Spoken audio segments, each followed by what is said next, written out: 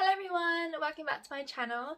So if you are new, then hello, my name is Charlotte and I'm currently a year 1 teacher in my second year of teaching, and welcome.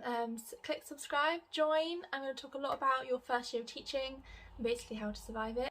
So if you are watching this, you may have already been invited to an interview. In that case, well done, that's amazing, especially during the pandemic, you crushed it. If you haven't and you're still applying for jobs, then I have actually made a whole video on the applying process and an example of what I wrote in my application to help you. So I'll link that down below if that's helpful to anyone. But now let's move on to the interview. 1, 2, 3.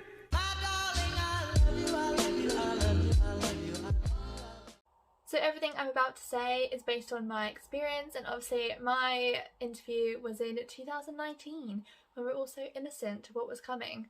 So I was able to go into the school, teach a whole class in person.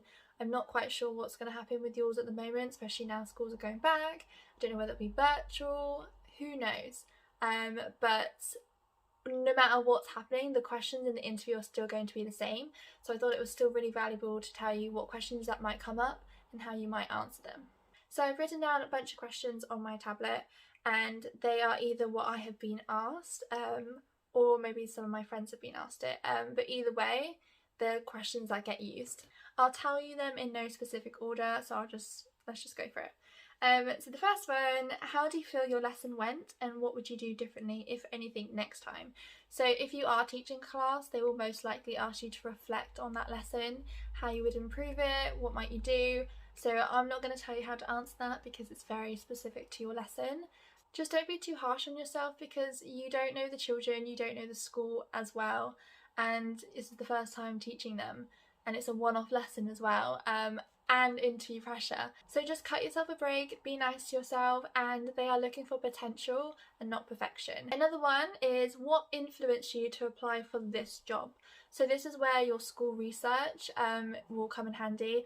Obviously I visited the school beforehand and I completely scoured the website, found everything about the school, and this answer needs to be very specific to why you've chosen that school. Obviously you're not going to be like, oh well it's really close to my house and around the corner from the gym, obviously you're not going to say that. So just mention a few points that you admire about the school, maybe how it reflects your own values and basically how you would fit into it. Okay, this question will definitely come up in your interview, whether they word it differently or not, and basically what would you do if a child said they needed to tell you something personal in secret? Or another way is, what would you do if a child discloses something to you? So this is a safeguarding question, it's really important, and it's quite an easy step-by-step answer, so just learn what to do. Also look at their safeguarding policy as well. So the first thing to do, obviously you tell the child that you can't keep it a secret and you'll have to tell such and such, the Senko, in order to help them. So I always made sure that I learned who the Senko was of that school, so I specifically mentioned that to the school, and it just shows that I've already looked at the safeguarding policy, and that's just a bonus point. So yeah, tell the child that you obviously can't keep it a secret and you're going to have to tell that person to keep you safe. Then let the child tell you what they want to say. Don't try and lead the answer or ask questions, just sit, listen, respect what they're saying. Then as soon as possible you would report back to the Senko. The next question, please tell us about your curriculum strengths and any other special skills you could bring to the school. So this is the time to shine. Don't be afraid to big yourself up because it's an interview. That's what you're there for. One of my interviews I actually got told that I didn't big myself up enough, and I was so nervous, I didn't want to be all big-headed, but you have to be, it's an interview. So I quickly got over that and proper went for it on my next one, and then I got the job. So think about what are your strengths, maybe certain subjects that you have more expertise in. I did a modern foreign language specialism during my university course, and I would love to have been language lead. So that's kind of what I talked about mostly, and then talk about other skills that you have too. The next question is also a classic, and it is, what is your biggest weakness as a teacher? So this is not an opportunity to just say loads of bad things about yourself. Pick one thing and kind of steer it in to be something good. I personally said that I was a perfectionist and that I like everything to be done with a really high standard. I always work really hard to like make resources from scratch and do this and do that, displays, blah blah blah. That shows how committed I am and that I want to do really well. You can then link that to workload and say that you want to try best to overcome that and still create things to a high standard, but maybe don't be too extra. I don't know, something like that. Another idea is you might not be as confident teaching a certain subject, for example like music or even languages. You can say that you haven't had as much experience teaching that subject, but you're really keen to learn more and you would love to observe other teachers, perhaps in your NQT time, and do some CPD on it to increase your confidence. It's just really good to show that you're willing to improve your practice. Okay, next question is, why do you want to be a teacher? This is very personal, but plan the question, plan your answer, because you will most likely be asked this question. Another question is, can you give us an example of a lesson which proved unsuccessful and what did you do about it? So you probably evaluated a lot of lessons during your placements. I know I definitely did. So over that now.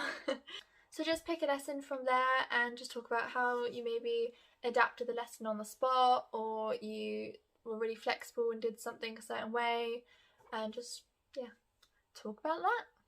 Another question is, how do you ensure that all learners make progress? So talk about your differentiation and maybe specific needs in the classroom, like overcoming the barriers to learning, for example like EAL students, SEND. Also talk about your higher ability students and how you help them to continue making progress. It's like extensions and like differentiated questioning and things. Next question is, what are some examples of barriers to learning some pupils may have? So you can talk about the standard barriers, for example, specific like SEND children, if they have educational needs, you can talk about some of those. You can talk about EAL, English as an additional language, so maybe they don't understand as much and maybe what you could do to overcome that. Also, if you know that school has a large percentage of like pupil premium and like disadvantaged children, you could also talk about like being hungry and being tired and talk about those kind of barriers too. So there's loads of things you can talk about. This question was really nice actually. It was, how will you prepare your classroom for the first day of term? So I actually want to make a whole video about this and what you can do before you start and how to prepare your classroom. It's a very exciting time and I know a lot of us go really extra, so I kind of wanted to do a video on like how extra you should be and what things you should prioritise, this and that, what not to get, what to get. So I'll do a whole video on that, so subscribe if you want to see that. With regards to answering the question, just talk about how you want to create a very safe and stimulating environment. Talk about some of your ideas for classrooms. I personally had some photos of displays that I had made in my portfolio, so I like showed them my portfolio as I was answering this question. I'm sure you will get some kind of behaviour management question, and the one that I specifically got was, how would you deal with a child who misbehaved in your class? So talk about what have you done in the past, in your experience with it, what have you learnt from your placements. I gave a bit of an anecdote and one really challenging behaviour and how I overcome that, and like it was during one of my observations and placements, and I showed them like the feedback I got from that and everything. In my portfolio as well, I had a whole page on behaviour management and some of the strategies I had done, but then also link it back to the school's behaviour policy, so be sure to look at that prior to the interview. Next question is about parents. A parent sees you after school to complain that you haven't listened to your child read for some time. How do you respond? In my interview I told them how I would respond, and then the following question was, what would you do if they weren't happy with your response? And then I still continued to say how I was going to deal with it, but what they want you to say is that you would then go and tell a senior leadership, and seek help from other professional. Does that make sense? So basically you would obviously handle the situation, and then if you wanted to short track that, you could say like, oh, if they weren't happy with that response or they needed some extra information and I wasn't too sure, I would then go to the head teacher and ask for advice, because I'm only in NQT, this is my first year of teaching, I don't have all the answers, but I really respect the views of those above me and I really want to learn more. Something along those lines will just look great and show that you're not scared to ask for help, because you are an NQT, you do not know everything. I still don't know everything. I'm very far from knowing everything, but being able to ask for help and reach out is a really important skill, especially in a school. Couple more questions. This one is, what do you do to relax in your spare time and ensure a balance in your life? So work-life balance is very important and they don't want to see you getting burnt out. So just say some of your hobbies. It would be nice if you could kind of twist them back into how it would help the school. For example, if you're really crafty and you like to do painting and stuff, you can then talk about how, oh, because I had this interest, I would love to do like an art club, something like that. I think I also talked about travelling too, and how I'd love to show aspects of my travelling and what I've learned in different countries with my students and tell them stories about different countries and introduce them to the world, and how it's really important to be like culturally aware of different cultures and different countries. Something like that I said. So if you're like that too, go for it. Obviously if you like a good drink, maybe don't mention that at the interview. One more question that I'll share is, where do you see yourself in 5 years' time? So be ambitious. Talk about how you would like to eventually maybe lead a subject. You can talk about what subject most interests you. I talked about like slowly building responsibility. Maybe don't mention that you're thinking about moving away and leaving the school. Try and think about those 5 years in the school, even if you are planning on moving. So I hope that has helped you in some way. If you have any other potential questions that you need help answering, then just like shoot me a DM on Instagram or comment down below. Also on Instagram I asked for some questions about the interview process and in the day, so I will answer some of those now. The first one is, how would you prepare for the interview? So what I did to prepare and to plan my answers for the interview, I wrote potential questions down and like planned my response. Even if that specific question isn't asked, you can probably use that answer in another question. Like it's quite repetitive, or they just reword it slightly differently. So you probably will say that. So like plan a strength, weakness, a lesson that went well, a lesson that didn't go well, why you want to be a teacher, plan all your safeguarding questions, like basic ones like that, that you can probably answer on the actual day. And it just helps you get it out. I definitely know if I'm put on the spot, I just kind of freeze, and you have so many things that you want to say, you just forget what to say or what you're trying to answer. So yeah, it's good to be prepared. That reminds me actually, if you don't hear the question or you just need an extra minute to think about an answer, take a deep breath, ask them to repeat the question.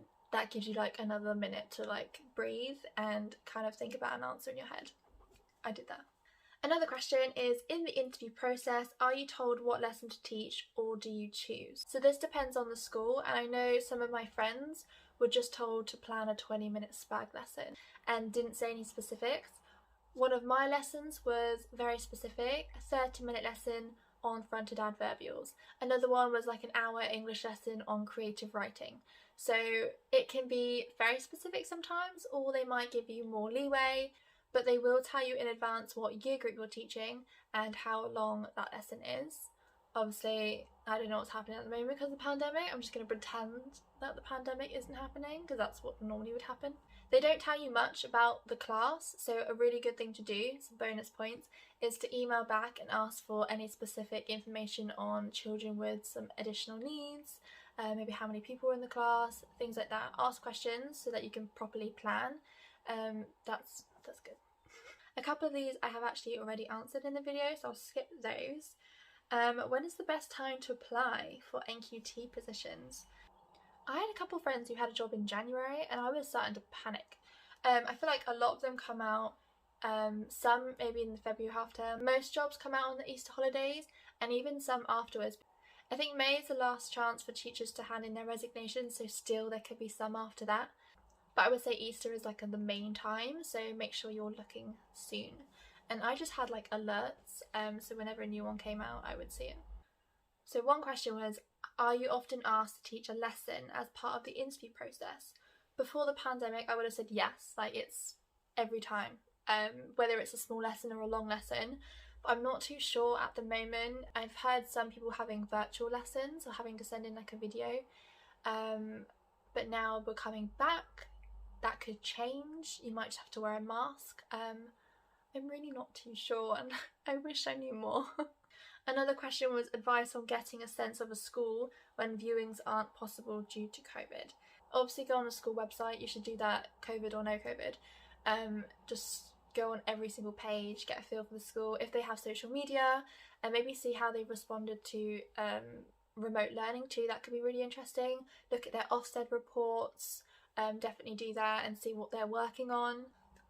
Try your best to visit the school. I know our school are doing after school viewings, which kind of defeats the whole object because you can't see the children in the class, but you can still meet some of the staff members and kind of see what the school feels like. Okay, the rest I would probably say that I've answered already, or they are about like your first week of teaching on actual being NQT.